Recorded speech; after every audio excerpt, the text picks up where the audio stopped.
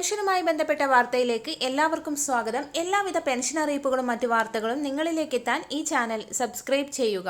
ക്ഷേമ പെൻഷൻ മുടങ്ങാതിരിക്കാൻ ബജറ്റിൽ പറഞ്ഞ പ്ലാൻ ബി സർക്കാർ നടപ്പാക്കും.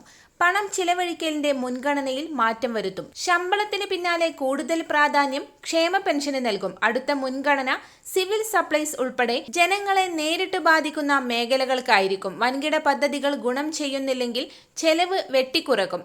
ക്ഷേമ പെൻഷൻ കുടിശ്ശിക തദ്ദേശ തിരഞ്ഞെടുപ്പിന് മുൻപ് കൊടുത്തു തീർക്കാനാണ് ശ്രമം.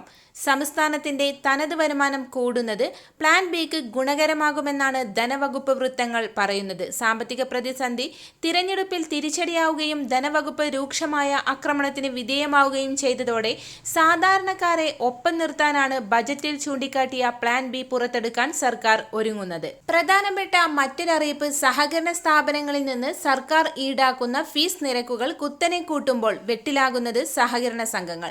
5 ഇരട്ടി വർധനയാണ് പല ഫീസുകൾക്കും വരുത്താൻ പോകുന്നത്. ഇതിനായി സഹകരണ ചട്ടത്തിൽ ഭേദഗതി വരുത്താനുള്ള ശുപാർശ സർക്കാരിന് നൽകും. സംസ്ഥാന സർക്കാരിന്റെ സാമ്പത്തിക ബുദ്ധിമുട്ടുകൾ കണക്കിലെടുത്താണ് തീരുമാനം. സാമ്പത്തിക പ്രതിസന്ധി മറികടക്കാൻ പ്ലാൻ ബി ഉണ്ടെന്ന് ധനമന്ത്രി KN ബാലഗോപാൽ സൂചനകൾ നൽകിയിരുന്നു. ഇതിന്റെ ഭാഗമായാണ് സഹകരണ സംഘങ്ങളിൽ നിന്ന് അധിക തുക കണ്ടെത്താനുള്ള നീക്കം. പരമാവധി ഓഡിറ്റ് ഫീസ് 1 ലക്ഷത്തിൽ നിന്ന് 5 ലക്ഷമാക്കണമെന്നാണ് ശുപാർശ.